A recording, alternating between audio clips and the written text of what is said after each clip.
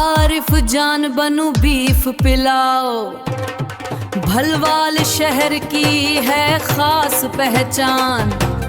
रोटी कबाब रायता beef पिलाओ, हर तरफ एक ही आवाज, आरिफ जान बनू बीफ पिलाओ।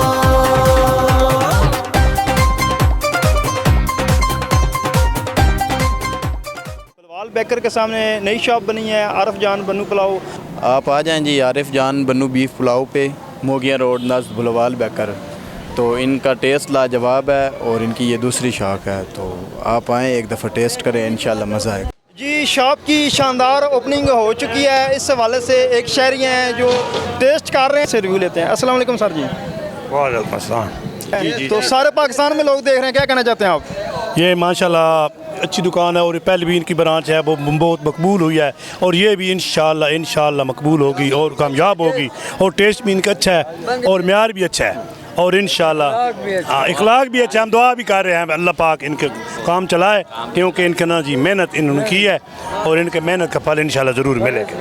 भाईजान हम लोग अल्हम्दुलिल्लाह ये शानदार कामयाबी के बाद हमारा उधर स्टेशन रोड पर भी दुकान है। शानदार कामयाबी के बाद अल्लाह ताला ने हम लोग का और भी तरह की नसीब किया।